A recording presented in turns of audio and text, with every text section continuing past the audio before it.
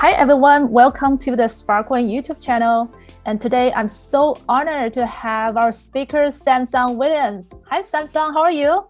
Hello. How are you doing today? Very excited to be here. Excellent.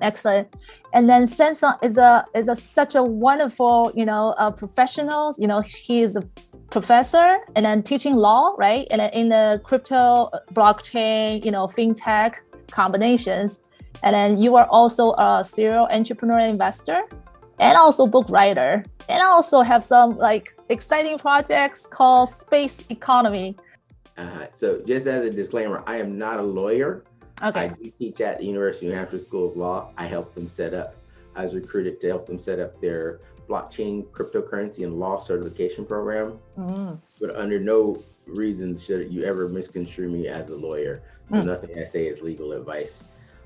I can only give you bad advice, bad love advice, and bad advice about how to eat the most delicious foods on the world. So, oh, that's nice too. Yeah. Yeah. I have to tell people that, be like, no, you're a professor at a law school. I'm like, that's true, not a lawyer. But if you want to ask me anything else about, because there's an intersection, particularly in blockchain, where startups and founders, they were paying lawyers $500 to $800 an hour for on-the-job training to learn what a DAO was or what a token is, and I didn't think that was fair. So that's where we created that program. Got it. And how it came into existence. Perfect. I'm gonna start with something I found on your LinkedIn profiles, because you're pretty active, right, on the social media, and then you just make yourself accessible, right? And it's very rare for people who kind of in your domain, in your how likely I can reach someone as a professor and then start have a conversation. So maybe you tell us a little bit, why you make yourself so accessible, to people, and then what drives you, Seems that there's some kind of a personality your aspect, and then maybe some other mission, but I just feel fascinating, and then we wanted to learn from you.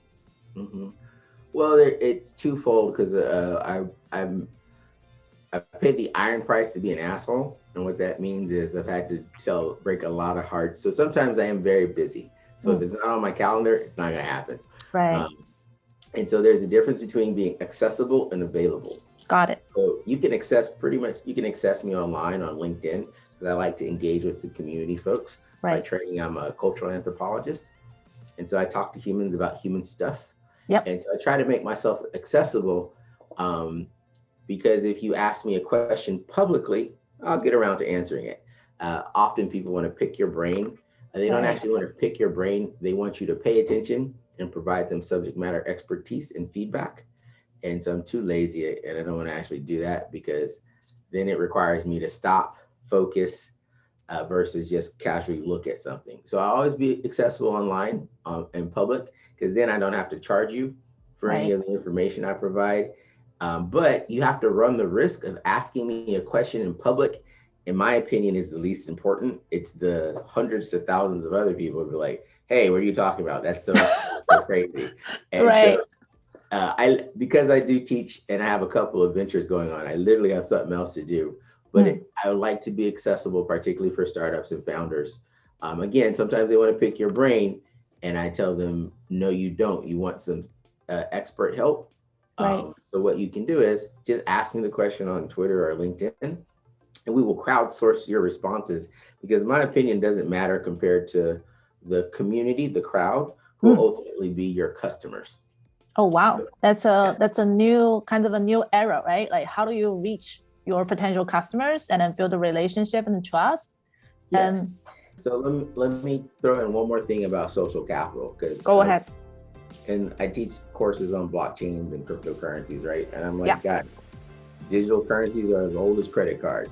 Everything you get on your debit card is electronic. You have direct deposit, it's not physical form money, it's all digital. So I'm like, don't get excited about it. Yeah. Partially because if it's a crypto, a token, you still have to go out and earn it. You're not going to make any more money. So calm down. And so then they're like, what? I'm like, so long you have to earn it, no one's going to pay you a living wage. That's the first. So just to clear the air on that. Perfect. However, the most important thing is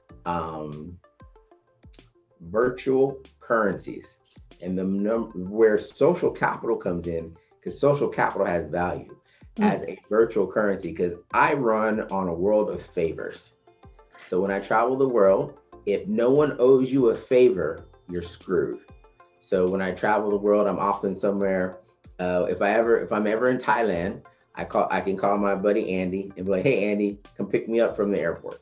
And Andy's like, "Not a problem," because I've helped him before when one of his family members has come to the U.S. I'll go pick you up from the airport, drop something off, little things like that. Because favors are your first virtual currency, and they're far more important than any dollar amount. Because often it doesn't matter how much money you have, if you don't know someone to invite you, you're not getting access to that, to either the opportunity, the event, the party, the meeting, etc. So part of the reasons you go out to build social capital is so that you owe people favors, they owe you favors, and then you start to engage in real commerce. No. It was just right on the tip, because it's a tool every founder needs to know. Oh, you can't be a thought leader. No one knows your thought. That's what it was. Oh. So you can't get discovered in the audience, meaning you need to create a stage, start talking.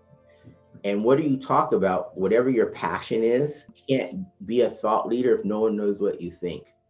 And so this is when people ask to pick my brain, I just tell them, send me a video or write something and post it online. I'll respond, because it's up to you to convey your interest, convey your passion as a founder, so that other people can recognize you as a thought leader, as a subject matter expert. Particularly if you're in a business where you're going to need to raise funds, raise capital. If no one knows that you're the best in that field or that vertical, you're going to face some incredible difficulties in raising capital.